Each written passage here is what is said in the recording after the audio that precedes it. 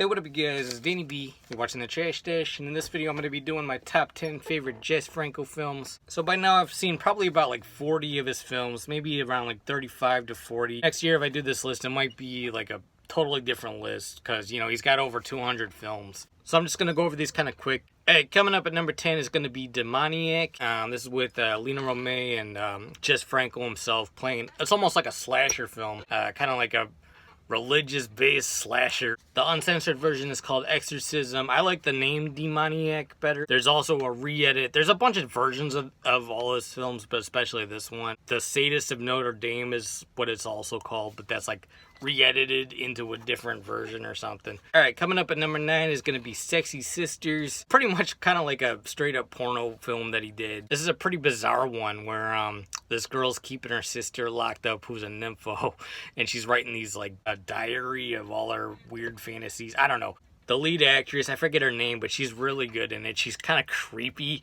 And then it's just bizarre. Like, they got a live-in maid who's like a sex slave. And just a lot of weird shit going on in this movie. Very high on like the sexploitation in this one. Sexy Sisters at number 9. Alright, coming up at number 8 is Corpse Packs a Bag. This is a based on an Edgar Wallace novel or story or something. This is pretty much Jess Franco doing a creamy, you know, like a German crime film or a giallo. Someone is kind of going around stabbing people or throwing knives at them and then leaving a bag everywhere they go. And you got this detective kind of trying to solve the case. And it gets pretty intense. There's like one scene where he almost lights someone on fire to get a question out of them. Really entertaining, and I like the music in this one. Very cool. This one's a little bit hard to find. It is on YouTube, so check it out on YouTube. I had to bootleg it off of YouTube. Alright, coming up at number 7 is Barbed Wire Dolls. This is kind of what got me into Jess Franco films. I've seen like 1 or 2 of his other ones before that. So I was thinking like, how can I get into Jess Franco films? Like, what route should I go? Because his horror films, I heard, you know, he doesn't like doing horror so much, and I didn't want to just watch like straight up porno films. So I was like, well, what's his angle? What can I get into him through? So Barbed Wire Dolls is one I checked out, and that's pretty much what set me off watching a bunch of his films. Very low budget, but very effective. They filmed it, you know, I think in a real castle. And you got like kind of like cheesy performances, like this actress is a Nazi warden, and you know, none of the women prisoners have pants on, and they're being tortured in all kind of crazy ways, being made to eat dog food, putting rats in their food, and you know, electrocuted on a bed. So it's kind of a brutal one, but it's also really cheesy. There's also another one called Women in Cell Block 9, which is very similar to this one, and it does have higher production value and stuff, but for some reason, I like this one better. I think I just like the performances and characters a little better in this. So that one I didn't put on my list. But if you like Barbed Wire Dolls, you know, you probably like that one too. Hey, coming up at number 6 is going to be Faceless. This has Caroline Munro in it. It's probably his most Lucio Fulci-ish one. So I forget who produced this one, but they must have wanted him basically just to do Fulci style. It's pretty cheesy and over the top, and you get a lot of gore in this one. He's not known for doing gore, but this movie has some cool gore scenes in it. Also, it's a Christmas movie, which is kind of weird. But yeah, highly entertaining. Some cool sex scenes, and then Caroline Munro almost naked in this one. Alright, so coming up at number 5 is going to be Wanda the Wicked Warden, also known as Ilsa the Wicked Warden, and Greta the Mad Butcher.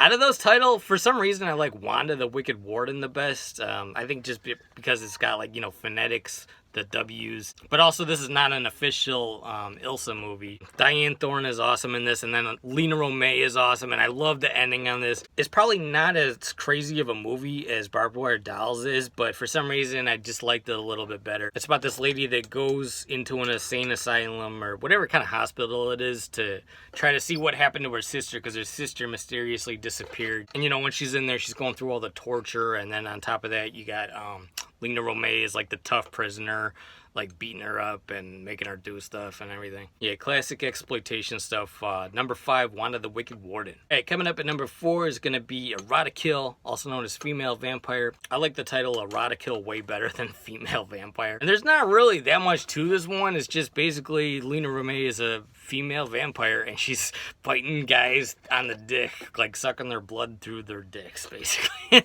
You got a little bit of a vampire story in there, like a tiny bit of drama, Mostly a lot of like nude scenes with Lena Romay, but she's super hot in this. And there's like really not that much to this one. When I first watched it, I was like, all right, it's kind of a slow one. There's really not much going on, but she's super hot.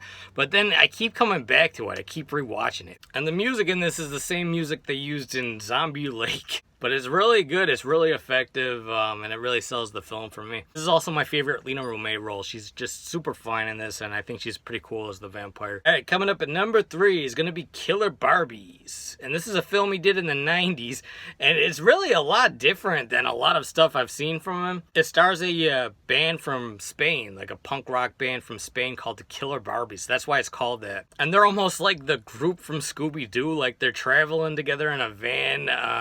They encounter some monsters along the way. And you got some really, really good camera work in this one. It's filmed in a real castle, and you got this like really cool effect of this old like skeleton vampire lady. She needs fresh blood, and she's kind of like going, you know, building up flesh as she goes, like that old what was it, Countess Dracula story. If no one told you this was filmed in the 90s, you would think it was the 70s. Like, he really didn't change his camera stuff at all. Like, it looks perfectly 70s the way it's filmed and everything. Very atmospheric. And then you got, you know, the band doing their songs in this and stuff, and I think it adds like a really fun element. It's almost kind of like Return of the Living Dead-ish. Not a ton of sex in this one. There is like 1 or 2 sex scenes, and then the vampire lady, once she's not a skeleton anymore, she's pretty hot. It's just kind of a unique film, and I really, really enjoyed this one. So that's Killer Barbies at number 3. Alright, coming up at number 2 was going to be Jack the Ripper. And this is with Klaus Kinski, who's perfect as Jack the Ripper because he was insane in real life. Like, in real life, this guy was totally nuts. But this is not like a historical depiction of Jack the Ripper or anything. This is kind of all just made up. Franco wanted to make stuff up. He wasn't interested in doing like the actual fact for fact case or anything. So you got this doctor who's kind of going around slashing up hookers and stuff. It's like a loose remake of his Dr. Orloff story, but I like this one better. Great camera work, great music, just very cool, very Hammerish. If you're into Hammer films, you'd probably dig this one. And also, this one kind of goes back and forth. Like, this might be my favorite from him, but at the moment, I do like this other one slightly better. And coming up at number 1 is going to be Love Letters of a Portuguese Nun.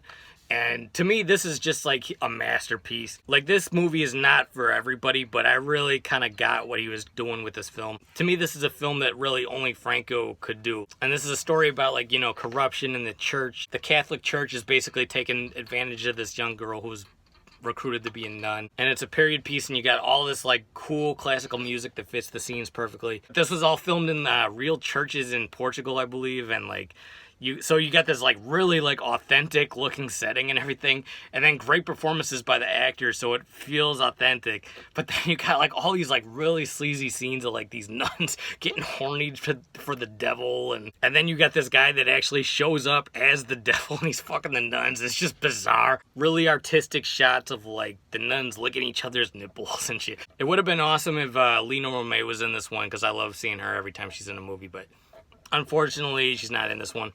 But I think this one really plays to all of Franco's strengths, so that's number 1, Love Letters of a Portuguese Nun. Alright guys, this is Danny B. You're watching The Trash Dish. It's my top 10 favorite Jess Franco films. Like I said, you know, I've seen like probably 40 of his films, so there's a lot of classic ones I left off the list. A couple honorable mentions, you know, like Vampiros Lesbos, She Killed in Ecstasy, Dr. Orloff, Sinner, Diary of a Nymphomaniac was a really good one. If I end up seeing like all of his films or something, I'll rank maybe all of them or do like a top 50 or something. Let me know your favorite ones. Hit the like button, comment, and subscribe. Peace out.